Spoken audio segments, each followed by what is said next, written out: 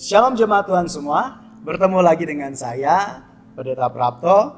Seperti biasa saya menyampaikan kepada jemaat semuanya bahwa kami rohaniawan selalu berdoa bagi Bapak Ibu Saudara semuanya untuk tetap sehat, bersemangat, tetap bahagia ya tentunya, dan selalu ada di dalam anugerah Tuhan.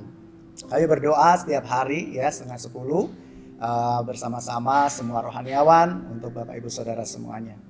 Biarlah yang terbaik dan kasih karunia Allah selalu ada bagi Bapak Ibu Saudara semuanya. Amin. Hari ini adalah bagian yang ketiga dari surat Filipi yang saya bagikan kepada Bapak Ibu Saudara semuanya.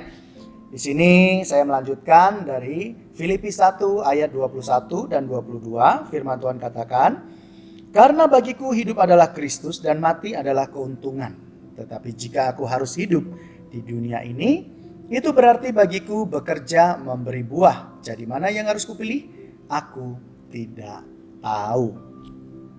Tema hari ini sedikit horor ya, karena terkait dengan memilih mati atau memilih hidup. Bapak Ibu Saudara kalau ditanya memilih mati atau memilih hidup. Kalau diperhadapkan hari ini contohnya, hari ini Tuhan mau memanggil. Lalu kemudian pilihannya, kamu tetap tinggal di dunia atau ikut Tuhan. Disuruh ada pilihan seperti itu. Kira-kira jawaban kita apa? Jawaban kita mungkin bagi orang yang mungkin masih ingin hidup foya-foya, masih ingin menikmati hidup, pasti bilangnya enggak lah, di dunia aja dulu lah gitu ya. Lalu kemudian khususnya mungkin orang yang belum menikah ya. Lalu kemudian orang yang masih merasa belum kaya, belum puas dengan keduniawian ya. Mereka akan berkata, Tuhan tunda dulu lah, saya mau di dunia aja dulu seperti itu ya. Nah, tetapi kita belajar dari kehidupan Rasul Paulus ya. Rasul Paulus ini adalah hamba Tuhan yang luar biasa, di mana dia mengatakan suatu hal yang di mana dia nggak bisa memilih, ya. Pilihannya adalah mati atau hidup. Nah, bagi Rasul Paulus di sini kita bisa belajar ya.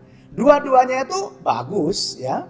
Mati itu bagus, hidup juga bagus. Tapi kalau bagi kita semua mungkin mati itu nggak bagus karena apa? Ya makanan masih enak, belum mencicip makanan ini, belum liburan di sini dan sebagainya. Ya kira-kira seperti itu. Tetapi bagi orang yang sudah tua, udah usia, atau orang yang putus asa, atau orang yang merasa hidupnya nggak happy ya berkata, mati itu adalah menguntungkan, mengenakkan. Itu kasus khusus ya. Tetapi bagi kita yang masih menikmati segala sesuatunya di dalam Tuhan, ketika diperhadapkan dengan pilihan mati atau hidup, kita akan menjawab hidup. Ya, saya mau mencoba kita belajar dari Rasul Paulus. Kenapa sih kita harus memilih antara mati dan hidup, atau kita harus mengetahui antara mati dan hidup? Belajar dari Rasul Paulus ya. Bagi Rasul Paulus, kematian itu yang pertama bukan sesuatu hal yang ditakuti. Ya, poin pertama memilih mati atau memilih hidup. Yang pertama bagi Rasul Paulus, kematian itu bukan sesuatu yang harus ditakuti atau menjadi ancaman. Dia berkata di ayat 21, "Karena bagiku hidup adalah Kristus dan mati adalah keuntungan." Untungnya mati di mana? Ya. Bagi kita semuanya yang masih hidup belum tahu mati itu seperti apa dan setelah itu kita kemana, belum kelihatan ya. Ada yang mengatakan sudah ada di sorga, ada yang mengatakan ada di alam barzah, ada yang alam barzah itu alam penantian ya. Sebelum nanti kita di sidang di hadapan Allah gitu ya. Jadi masih dikumpul, semua yang meninggal masih dikumpul gitu ya. Nah, lalu kemudian di sini kita bisa melihat belum bisa mengatakan bahwa mati itu keuntungan. Gitu. Tapi hanya Rasul Paulus loh yang bilang seperti itu, mati itu sangat menguntungkan. Kenapa bagi Rasul Paulus kematian itu bukan sesuatu yang menjadi ancaman atau yang harus dihindari, atau kalau bisa, di sana penganiayaan, aku menghindar dulu. Enggak. Dia biasa aja. Dengan segala hikmat bisa menghindar, ketangkap ya nggak masalah. Kalaupun harus mati ya nggak masalah. Kenapa? Karena bagi saya ketika saya merenung, bisa saja karena Rasul Paulus ini sudah terbiasa diperhadapkan dengan kematian. Berapa kali dia keluar masuk penjara, berapa kali dia dicambuk 40 kurang 1 ya. Jadi 39 kali ya. Itu aturan dari Roma ya, di mana orang nggak boleh dicambuk lebih dari segitu. Kalau 40 ya bisa mati atau segalanya ya, kira-kira seperti itu. Nah, karena dia diperhadapkan seperti itu, dia pernah juga terombang-ambing di perairan luas, ya, perairan lepas, lalu kemudian dia pernah menghadapi maut dan sebagainya, tapi dia nggak mati-mati. Dan di situ dia menyadari bahwa semuanya kalau memang belum waktunya Tuhan ya nggak bakal mati. Itu sebabnya Rasul Paulus karena sering diperhadapkan dengan keadaan seperti itu, diperhadapkan dengan kematian, dia berkata bahwa bagiku hidup adalah Kristus, mati keuntungan. Artinya mati itu kalau belum waktunya nggak akan datang gitu loh ya. Dan nggak perlu ditakuti. Nah itu. So, apa Rasul Paulus berprinsip kematian bukanlah sebagai ancaman. Dan kematian bagi Rasul Paulus adalah suatu keuntungan. Ini bukan berarti Rasul Paulus putus asa. Tapi dia mau menceritakan kepada jemaat Filipi bahwa orang yang mati di dalam Kristus itu keuntungannya adalah dia akan mendapatkan haknya di kerajaan sorga nanti. Ya, jadi dia berbicara tentang sesuatu yang akan terjadi di kekekalan nanti. Ya, sama dengan kita. Kita juga nanti mati akan bertemu di kekekalan bersama dengan Tuhan. Kekekalan di sorga, bukan di neraka ya. Karena Kristus sudah menjadi jaminan buat kita semuanya. Jadi mungkin karena sudah terbiasa diperhadapkan dengan kesakitan, penderitaan, penganiayaan, sehingga kematian bukan lagi sebagai ancaman bagi Rasul Paulus.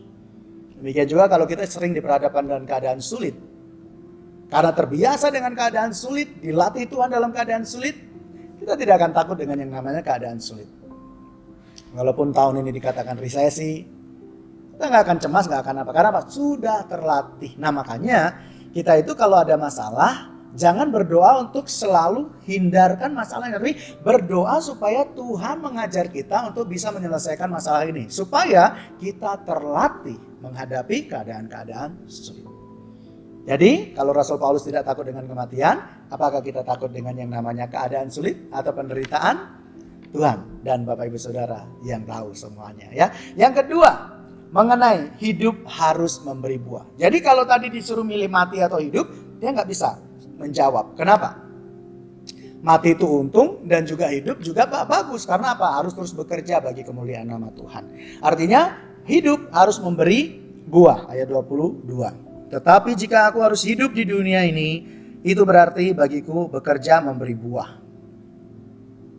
Mati itu untung, hidup memberi buah. Nah, masalahnya tadi di depan saya menyampaikan, kalau kita disuruh memilih, ya kalau kita disuruh memilih hidup atau mati, kita tentunya akan memilih hidup. Nah, ketika kita memilih hidup, apakah kita siap dengan hidup yang memberi buah? Ini yang penting. Bukan soal hidupnya, tetapi hidup kita itu memberi buah apa enggak bagi orang yang di sekitar kita untuk kemuliaan nama Tuhan. Nah, ini sebenarnya yang mau diajarkan Rasul Paulus kepada jemaat di Filipi. Ya. Jadi, hidup bagi Rasul Paulus kalau mati karena Injil adalah keuntungan besar, dan bila harus hidup di dunia artinya Paulus harus memberi buah supaya nama Yesus dipermuliakan dalam hidupnya. Sama dengan kita. Tentunya kita juga nggak mau mati cepat dong. Kita masih pengen hang out ya, jalan-jalan kemana gitu kan.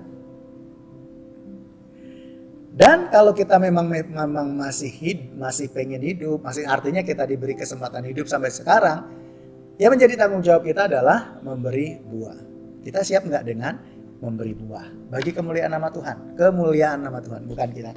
Ingat, segala sesuatu yang kita kerjakan kemarin, ya saya sudah mengajarkan di bagian pertama, itu dikerjakan oleh Tuhan semuanya. Kalau kita bisa berbuat baik itu karena Roh Allah yang bekerja di dalam diri kita, dan kita bersyukur karena Tuhan mau tinggal di dalam diri kita dan Tuhan memakai kita untuk kemuliaan namanya. Amin.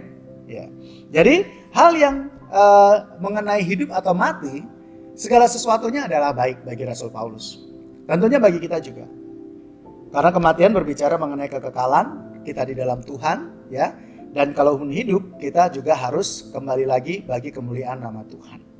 Nah, sekarang menjadi pertanyaan adalah, apakah kematian menjadi momok yang menakutkan bagi kita?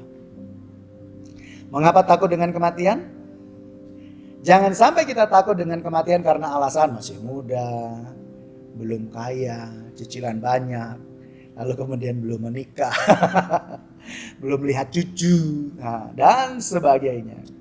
Sebab siap atau tidak siap, ajal akan menjemput kita. Oh, horor ya. Yang kedua pertanyaannya adalah, kita masih ada di dunia. Artinya kita harus terus produktif menghasilkan buah bagi nama Tuhan. Target kita setidaknya menjadi berkat bagi orang yang ada di sekitar kita. Sebab keselamatan di dalam Kristus dikerjakan oleh Roh Allah sendiri melalui kita. Pertanyaannya, apakah kita siap untuk hidup yang memberi buah bagi kemuliaan nama Tuhan. Firman Tuhan hari ini cukup sampai di sini. Kiranya ini boleh menjadi kekuatan penuntun dalam kehidupan kita. Jangan takut dengan kematian, jangan takut dengan keadaan sulit. Tuhan melatih kita untuk hal yang baik bagi kita. Dan jangan lupa untuk selalu hidup memberi buah. Tuhan Yesus memberkati. Bapa di surga, hari ini hamba-Mu sudah berhenti untuk menyampaikan firman Tuhan. Tapi biarlah firman yang sudah kami sampaikan ini boleh menjadi penuntun dalam kehidupan kami. Untuk kami hidup tidak takut dalam pilihan kami. Mati atau hidup, senang atau susah, penderitaan atau kebahagiaan, biarlah semua ini kami hadapi bersama dengan Engkau Tuhan. Sehingga ketika kami dalam keadaan-keadaan susah, kami terlatih untuk menjalani semuanya bersama dengan Tuhan. Dan kalaupun kami sampai saat ini Engkau berikan kesempatan hidup di dunia, mohon kepada Roh Kudus kiranya Engkau membimbing kami untuk kami bisa hidup yang memberi buah bagi kemuliaan nama-Mu untuk sekitar kami. Terima kasih ya Bapa. Serahkan segenap hidup kami dalam tangan kuasa-Mu. Diberkatilah kami semua dalam nama Yesus Kristus. Haleluya. Amin.